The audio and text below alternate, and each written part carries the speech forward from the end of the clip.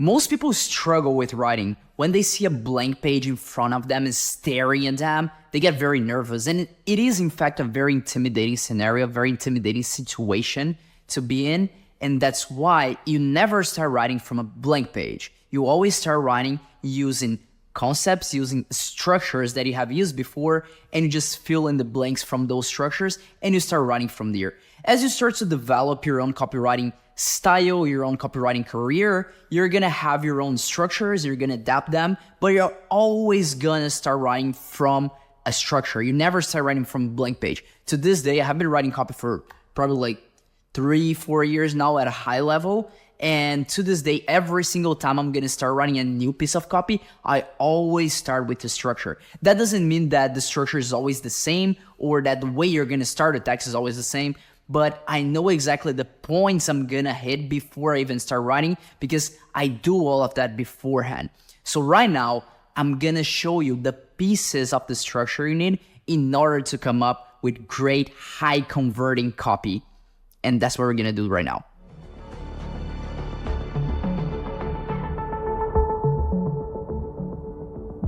Now, something that a lot of people say when it comes to writing copy is that writing, talking to other people doesn't come naturally to them. For me, it doesn't either. But here's the thing. When it comes to writing, it's not about the writing itself. That's not the part that makes the sale. That's not the part that makes the copy a good piece of copy. It's about the problems. It's about understanding the problems of the audience, understanding who you're talking to, and understanding them so well to the point that you understand them better than they understand themselves. On module 1 of this course, I have asked you a question. At the very end of it, I have asked you a question. Do you know what's the number one job of a copywriter? Right now, I'm giving you the answer. The number one job of a copywriter is to understand his reader, to understand his audience better than they understand themselves. That's the number one job of a copywriter. When you get to a point where you understand the problem of your audience, the problem of your reader better than they do themselves, writing just comes naturally to you. And that's what I'm gonna show you how to get to that point right now. On phase 2, we're gonna go very deep into how to figure out what's the real problem of your audience, how to go very deep from shallow levels of problem to very deep levels of problem, and use that to talk to them at an emotional level. But right now, what I wanted to do is write a piece of copy yourself, because the thing is, I can say all I want here, I can teach you all I want here, I can talk all I want here. It doesn't really matter. You're not gonna learn copywriting until we start writing. Because at the end of the day, there's 2 ways you can go through this course. One, you can just go and watch every single module and accumulate this knowledge in your head, and that's not gonna do anything from you. It's kind of like back in school when the teacher used to do some exercises in the board, and you look at the exercises and you go like, yeah, I think I understand that. I know majority of the times that doesn't happen, but every once in a while, I'm sure you have those moments that you go, yeah, I think I get what he's saying. And then he throws an exercise at you, you try to do the exercise and you still have no idea how to do it. Because when you're just listening, you think you're learning, but you're not actually. You need to do the exercise to understand the things that you don't really understand. It sounds counterintuitive, but it's only by doing, it's only by practicing that you're gonna see where are the holes in your knowledge and what are the question marks that you have that you need to fix in order for you to understand the entire subject that you're learning. So it's very, very important for you as you go through this course, not only accumulate the knowledge, but go through this course and do the exercises as we go through them, because that's gonna help you a lot, and that's how you're actually gonna learn how to write copy. So let's do that right now. Let's run through this exercise. Essentially, what I want to do here is show you the 5 basic elements you need to have in order to have a very simple but effective marketing message. So here are the 5 elements. The first one is a target customer. That is who you're writing to. The second one is a desired outcome. That is, what do they want? What this customer wants to achieve? What's their desired outcome? After that, we're gonna have a benefit. That's the benefit that they get by achieving this desired outcome. And I'm gonna show you exactly how to come up with each one of those. The first one is a pain point. And then the last one is a signature solution. You're gonna see exactly what that means in a while. Now, again, I want you to do this exercise. And of course, in order for you to do this exercise on your end, you need to know what you're writing for or who you're writing to. And in order to do that, you need to understand the big niches that we have when it comes to marketing, when it comes to copywriting. Some people say there are 3 big niches. I consider there are 4 big niches. The first big niche is money. Is basically how to start a business, career development, how to make money online, side hustles. There's multiple niches you can ride under in this entire industry, and the money part of it covers mainly those 4 elements, right? The second big niche is relationships. That's basically dating and marriage. The third big niche is health. So that covers fitness, that covers weight loss, that covers aging or anti-aging if you're selling an anti-aging product. And then the final one is hobbies. This is a very interesting one because you can have a lot of different things here. You can have pets, you can have photography, for example, you can have survival, you can have sports, and each one of them is very different to write for. So what I wanted to do now is just randomly pick a niche. You don't necessarily need to pick a product because the way we write copy is not about the product, but about the problems. Remember that. I want you to approach this exercise thinking about their problem, not the final product we're gonna sell. Because again, you can just fit different products on your marketing message. The same marketing message can work for different products as long as it hits the right problem. So that's the main thing. Think about these niches from a problem perspective, not from a product perspective. And then just choose one. It can be anti-aging, it can be weight loss. I'm gonna use the example of weight loss, in fact, and I'm also gonna use the example of making money online because that's the one I'm working on the most, majority of the time. So you can just pick any niche if you like. Football and you want to teach people how to be better at football. Or for example, let's say you're in the golfing niche and you sell a specific ball that makes you a better golfer for whatever the reason is. That can be your product. And basically, it doesn't really matter the product, what that is. It's just a problem that people want to be better at golfing in the first place. So just approach it thinking about the problem, whatever the problem is, in one of those 4 big niches. Cool? So I'm going to go, as I said, with weight loss and making money online. So let's get started. Let's go back to our 5 elements: target customer, desired outcome, the benefit, the pain point, and the signature solution. The first one, the target customer. You have to be very clear on who your target customer is. In my case, for the weight loss example, let's think who usually buy weight loss programs or go into weight loss diets. Who is interested in that? Majority of the times, if you're talking about weight loss and not gaining weight, it's women. If you're talking about gaining weight, majority of the times that's men. Majority of the times you're losing weight, talking about losing weight, that's women. So you have to consider those little differences. They are very important. Those are the little things you have to pay attention to. So in this case, it would be women, but not any women.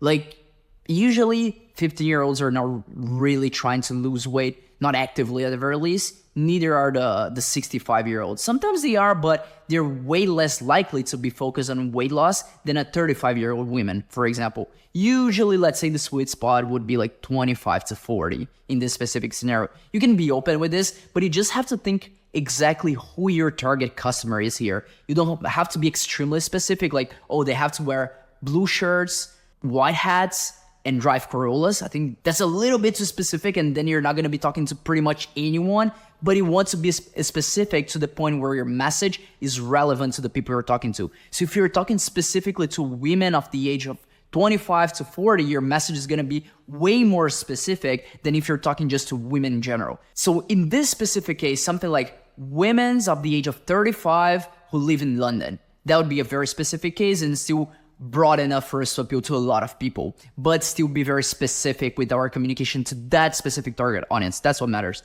In the case of someone starting an online business, starting to make money, probably from what I have noticed from our courses, from our programs, and from our businesses, is that majority of the people trying to start an online business, they are either 18 to 25. So I know that my target audience here is someone from 18 to 25 wanting to start a business. And again, pay attention to the way I'm segmenting people here. On the first one, I use age and geographical location. Those are 2 demographic ways of filtering and segmenting people out. Now, on the second one, I use an interest, I use a behavior. I also use age, but then I use wanting to start a business. That's a behavior. Behaviors are another way of segmenting people and talking to the specific people you want to talk to. So that's the target customer part. Now, I want you to think about your specific target customer and think about ways you can segment them that when you call them out using those little segments, they're going to say, oh, that's me. So for example, when I say 35-year-old woman from London, pretty much every single 35-year-old woman from London is going to say, oh, yeah, that's me. So that's a good way to start your communication. Cool. So that's the target customer. Think about yours now. Do this now. The second part of this is the desired outcome. So let's think, if we're working with weight loss here, what is the desired outcome of that woman? 35 years old, lives in London. What is the desired outcome? To lose weight, right? If we're on weight loss, it is to lose weight. But let's be a little bit more specific here. The key to each one of these elements is always being as specific as you can. What part of their body do they want to lose the weight from? Is it their arms?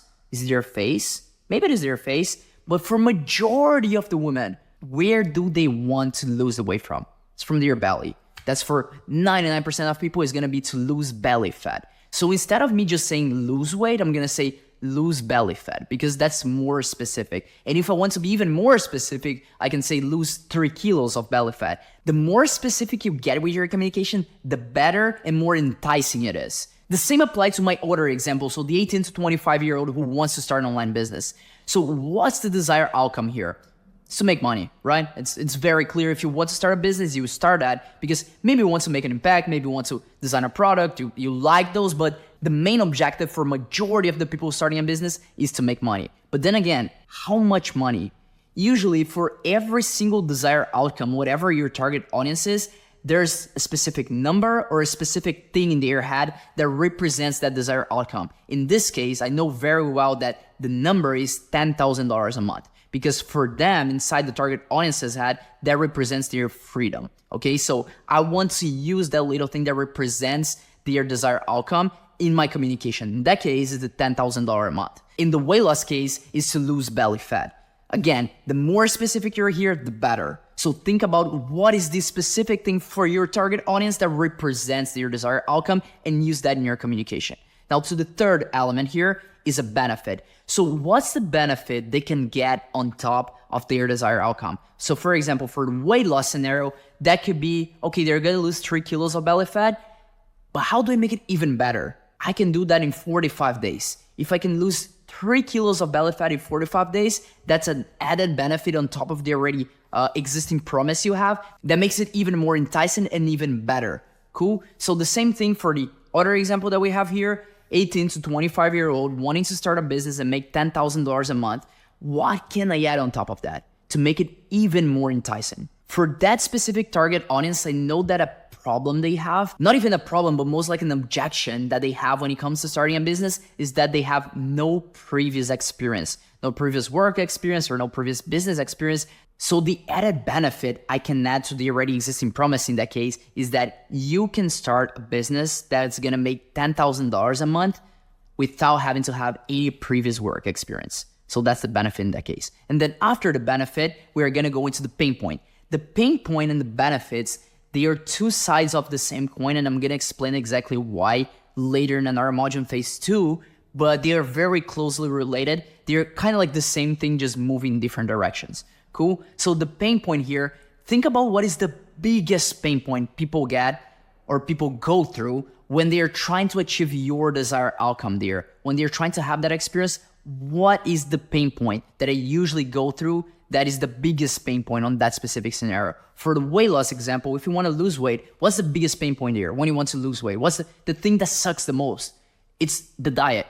It is the diet. It's having to stick to a diet and having to, one, eat things that you don't like, two, not be able to eat things that you like, right? So that's the biggest pain point.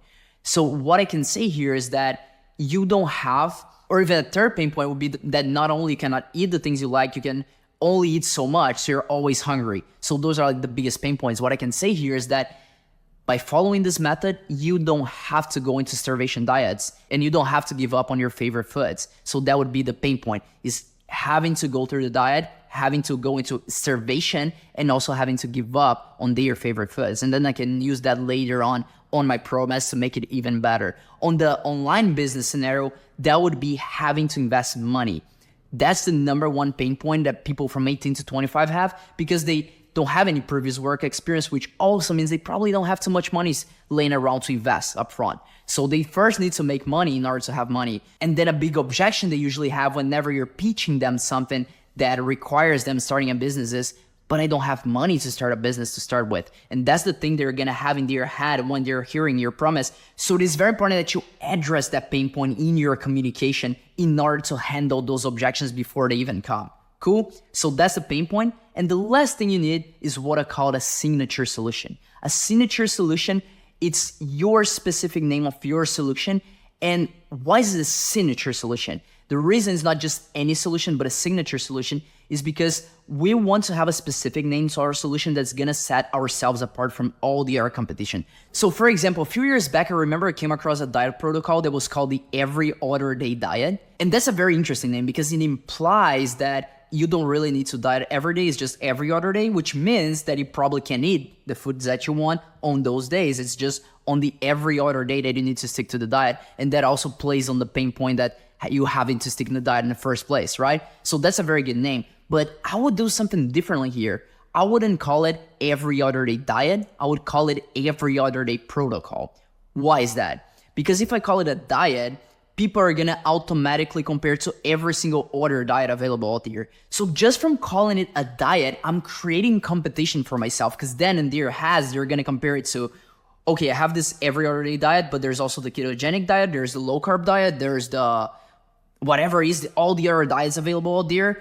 They are going to compare your solution to all the other solutions available. So the purpose of our signature solution is to set ourselves apart. And you can do that in very simple ways. Again, the Every Other Day Diet already does that in its own, but just by changing the word diet from diet to protocol, you accomplish that to an even higher level, because now people are not going to automatically compare you to all the other diets available out there because you call yourself a protocol rather than a diet, right? It's the same with the online business example. I could call it the 45 days 0 to 10K a month challenge, and that would set myself apart from any other course or program out there because I'm calling it a challenge, and it's a challenge to go from 0 to 45,000 a month. So you're not gonna compare to another business course that teaches you how to start a business or something, because it's just a different category that you're putting yourself into. It's a challenge, and people don't even have on their minds like, oh, there are different challenges that I can be part of. No. So you're setting yourself apart by just creating a different name for your solution. And that's what you have to do. Just with those 5 elements, you can already write very high converting copy. And now let's put everything together, the 5 elements together, and let's see how they look. I'm gonna grab my iPad here, and then I'm gonna read it, everything together, so we know how it looks in the end. So for the weight loss example, we have attention women over the age of 35 from London. Here's how we're helping women just like you to lose 3 kilos of belly fat in under 45 days without having to give up on their favorite foods or stick to starvation diets. Now imagine you are a 35 woman from London looking to lose weight. If you hear this message, you're gonna pay attention. There is no choice. You're gonna pay attention because it is talking exactly to you. And then once you get their attention, you just hook them with your signature solution. And that's exactly what we teach inside the Every Other Day protocol. Boom, and that's it. That in and of itself can be an ad. And it can be a very high converting ad. The same applies for the business example. Let me read it out loud for you here. I'm looking for individuals from 18 to 25 years old who want to start their online business from scratch with no previous experience and scale it to $10,000 a month without having to invest any money on it. That's why I created the 45 days 0 to 10K online business challenge. That's it. That in and of itself can be an ad, and that in and of itself can work very, very well. If you really think about it, majority of the ads you see out there, majority of the businesses they're writing and running ads out there, they don't know this. At this point, just by implementing these 5 elements in your copy, you already know something that majority of the people who run ads, they don't. Because again, majority of the people, when they go to write an ad, they just stare at a blank piece of paper and think, what can I write here? And then they just write something random that doesn't appeal to the right desired outcomes, to the right pain points, that doesn't have the right benefits on top of it, and doesn't talk to the right target customer. So just by having those elements, those 5 elements, you can already write very high converting copy. Again, that in and of itself, it could be an ad, and it could convert very well. It could be an email, it could be a tweet. So you can even adapt that to different formats as you're seeing, and that in and of itself, that little structure already gives you a very high converting piece of copy. Now on the next episode, what I'm gonna do is I'm gonna show you how to take each one of those 5 elements and plug and play to a long copy script and just fill in the blanks with the specific raw data we just gather here and create a very high converting piece of copy, a longer form piece of copy that can be either an email, a sales page, or even a sales video that leads to a booking a call. I'm gonna explain everything on the next episode, but you're gonna see that just with that we just did, you're going to be able to convert that into high converting copy without having to write anything on your own. So let's do that on the next episode.